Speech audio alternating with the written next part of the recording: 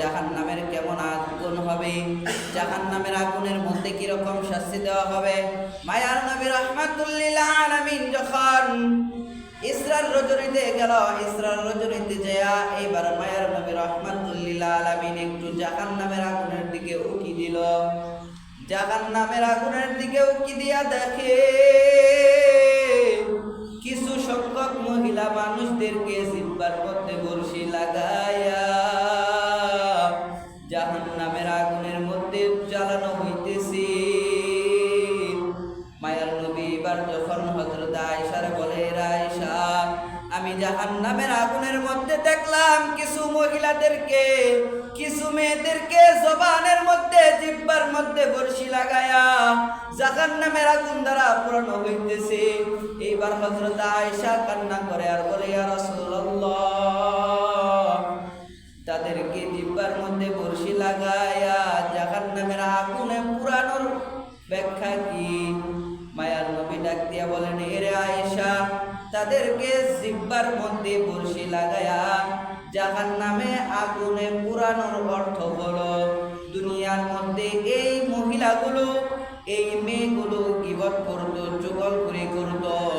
যখন 5টা 10টা মহিলা একসাথে একত্রিত হতো, একসাথে একত্রিত হওয়ার পরে তারা চুগলখড়ি করত, একে অপরের গীবত করত।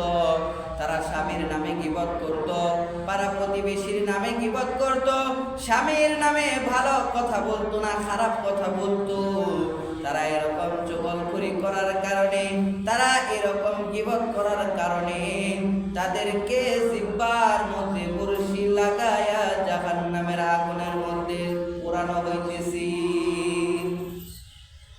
এবার মায়ার নবী ডাক দিয়া বলেন, এরে আয়েশা, আমি আরো জাহান্নামের আগুনের মধ্যে এমন এমন ঘটনা দেখলাম, যে ঘটনা যদি আমি তোমাদেরকে বলি তোমরা সহ্য করতে পারবা না। হযরত আয়েশা ডাক দিয়া বলে, আরে মায়ার নবী, কি আরো শাস্তি দেখলেন আপনি, আমাদেরকে বলেন। আল্লাহর নবী বলতে চাই না।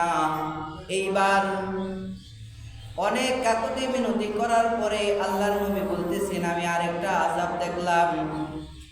সেই আযাবটা হলো, আর কিছু মহিলাদেরকে দেখলাম তাদের স্তনের মধ্যে বর্শি লাগায়া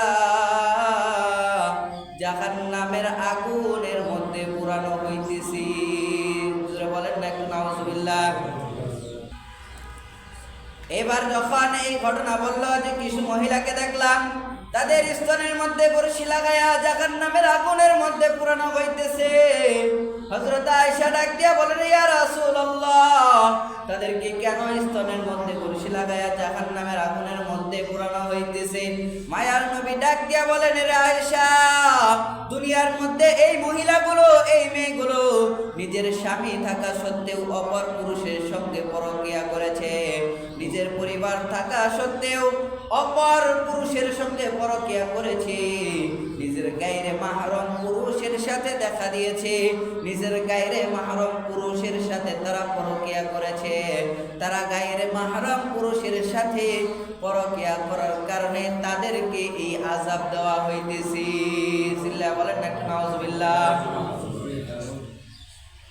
এবার সাহাবায়ে কেরাম ডাক দিয়ে বলেন, ইয়া রাসূলুল্লাহ, এই আযাব শুধু মহিলাদের না, পুরুষদেরকেও? আল্লাহর নবী ডাক দিয়ে বলেন, ও আমার সাহাবায়ে কেরাম, মহিলাদেরকেও দেওয়া হয়েছে এবং পুরুষদেরকেও এই আযাব দেওয়া হয়েছে। পুরুষের পিঠের মধ্যে বর্শি লাগায়া তাদেরকে জাহান্নামের আগুনের মধ্যে জ্বালানো হয়েছে। এর কারণ হলো, পুরুষ দুনিয়াতে নিজের ঘরে বিবি থাকা সত্ত্বেও অপর মহিলার সঙ্গে পরকীয়া করে।